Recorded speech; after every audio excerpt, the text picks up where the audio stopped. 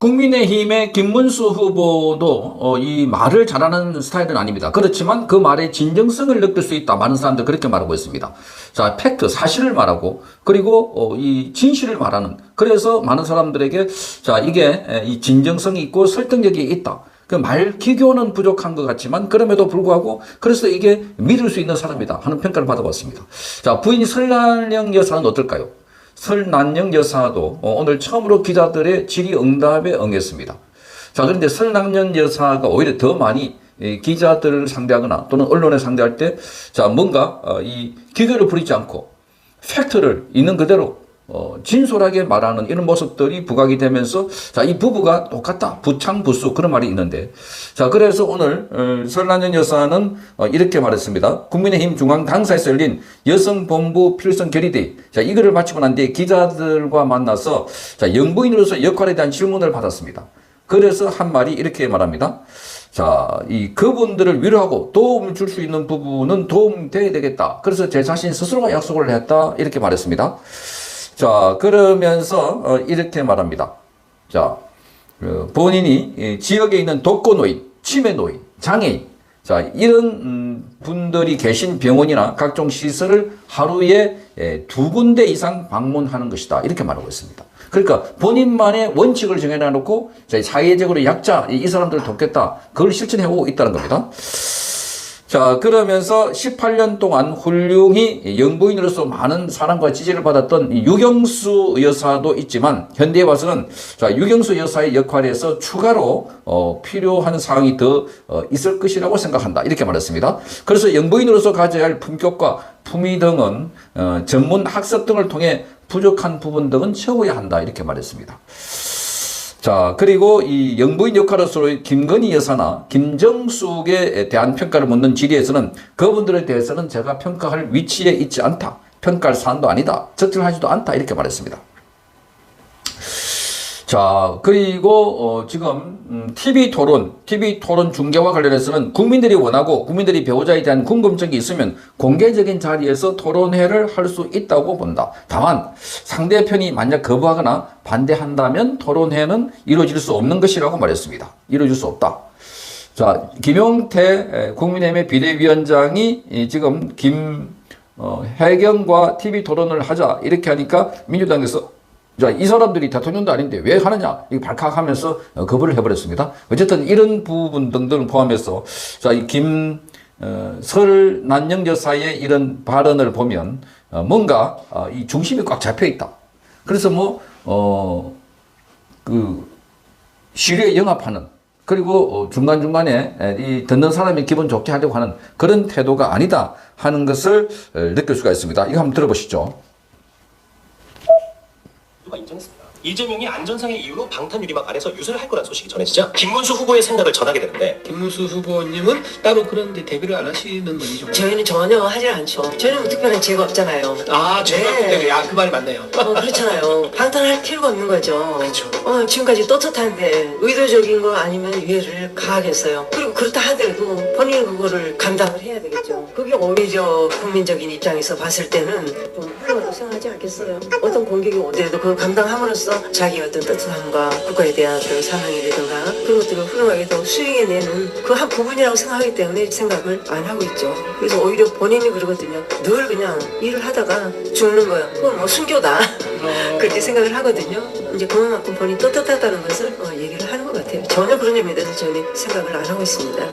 설난영 여사의 말에 모두가 그러니까 보면 방탄 또 방탄 유리, 방탄 조끼, 방탄 입법 할 필요 없다는 겁니다. 죄가 없기 때문에 너무나 심플합니다.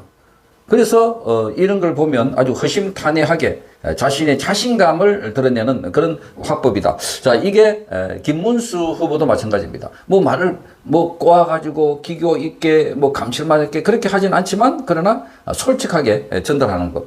자, 그리고 지금 설난영 여사가 또 다른 장소에서 이 이야기를 하나 들어보시죠. 청렴과 정직, 정정당당 김문수를 선택하느냐 아니면 부패와 비리, 거짓말, 막말하는 후보를 선택하느냐 결정하는 중요한 선거라고 생각합니다. 저는 나라와 국민이 굉장히 어려운 이 시점에 정치와 행정, 지방자치 등 국정 운영을 성공적으로 경험한 유능한 김문수 후보가 대통령에 당선돼야 된다고 생각합니다.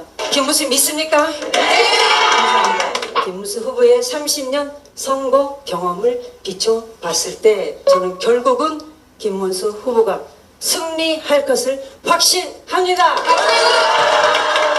이번 대통령 선거는 청렴과 그러니까 이슬란양 여사의 이 화법을 보면 뭔가 이렇게 다듬어지지 않는 원석 같은, 그렇지만 무게도 있고 거기에 진정성도 있고, 그래서 사람을 움직이는, 설득할 수 있는, 자, 이런 게 있지 않을까. 김문수 후보도 그렇습니다. 그 이재명과 TV 토론을 하거나 발언하는 거 보면 뭔가 이재명은 가볍게 말을 이렇다가 저렇게 했다가 표정도 굉장히 뭐 여기서 쎄쎄 저기서 쎄쎄 뭐 이런 거를 봐도 그렇고, 그걸 하라고 시켜도 못할 사람 같은 게 바로 김문수 후보고.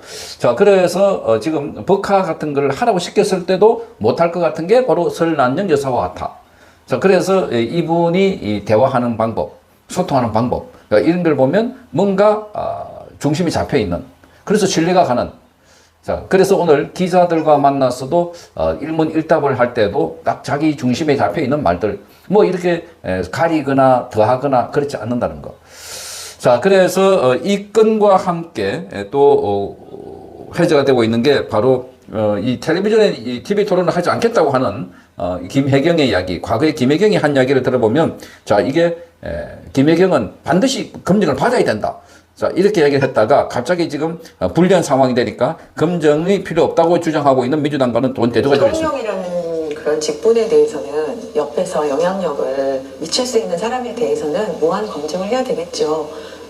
또 그것이 또 옳은 일이라고 생각하고, 그 부분에 있어서는 후보나 후보 주변 사람들이 받아들여야 된다고 생각합니다. 물론 그 배우자가 저도 들어가는 거죠. 이재명과 김문수 후보의 지지율이 오차 범위 안에서 경합을 벌이고 있는 것으로 나타났습니다. 이제 투표일이 가까워질수록 이 보수 진영에 있는 후보 지지자들도 서서히 결집을 하고 있는 양상을 보이고 있습니다.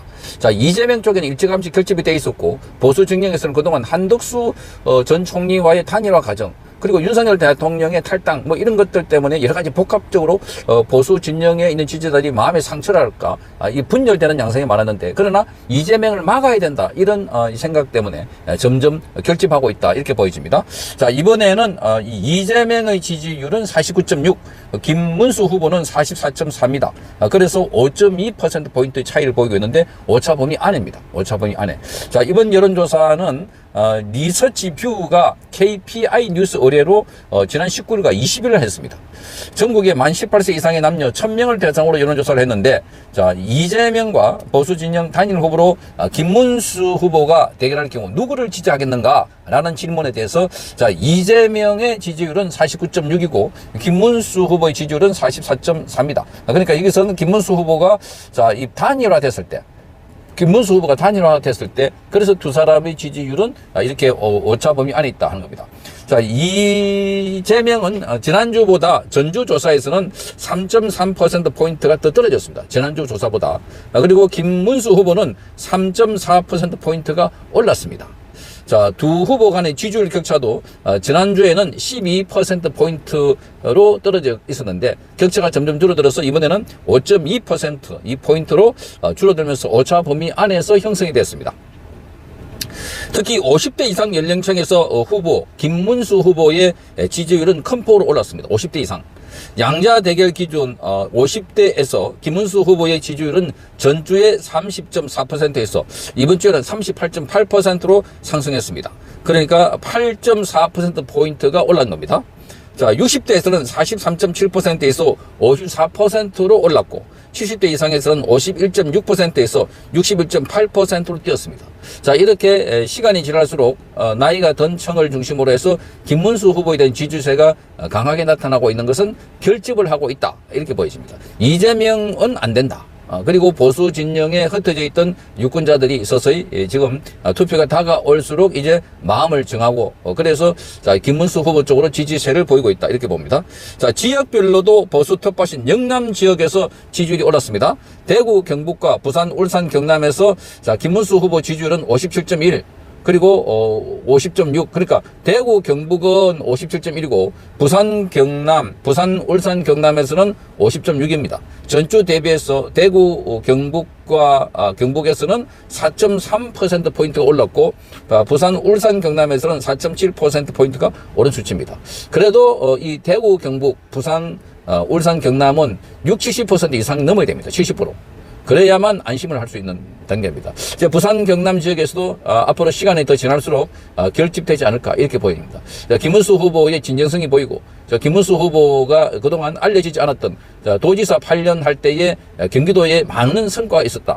홍보를 제대로 하지 않았고 홍보를 할 필요도 없는 게 뭐 김문수 후보는 원래 천성이 떠벌리거나 이렇게 과장하지도 않고 그리고 자기 한 것에 대해서도 이렇게 널리 선전도 하지 않습니다. 그런데 이번에 선거를 통해서 하나 둘씩 이런 것들이 다시 조명되면서 김문수 후보에 대한 인식이 새롭게 되고 있는 것입니다.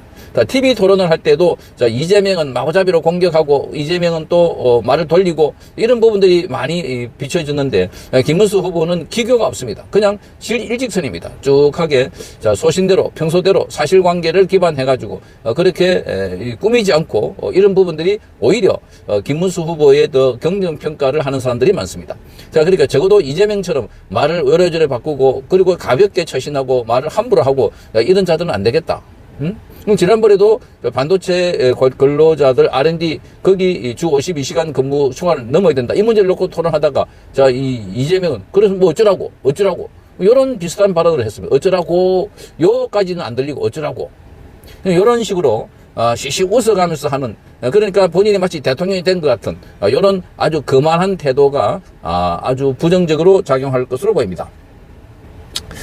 자, 중도층의 표심은 이재명은 54.9고 김문수가 35.9입니다. 여전히 이재명이 앞서고 있는 모습인데 전주 대비해서 이재명은 1.5%포인트 떨어졌고 김문수 후보는 1.2%포인트가 올랐습니다. 수치가 조금씩 줄어들고 있습니다. 그러니까 지금 김문수 후보와 이재명은 시간이 지날수록 격차가 줄어드는 것은 이 이재명의 실체가 점점 드러나고 있다는 겁니다. 이재명이 쇼를 하고 있는 것도 다 국민들을 보고 있습니다. 지금 이재명이 방탄 유리를 갖다 놔놓고 방탄복을 입고 돌아다니면서 저렇게 유세하고 있는 것도 국민들은 나름대로 다 평가를 하고 있다는 겁니다. 나름대로. 자, 그래서 보수 텃밭의 표심이 김문수 후보로 집중이 되고 있는 만큼 이준석과 범보수 단일화 압력도 높아지고 있다. 이렇게 보입니다.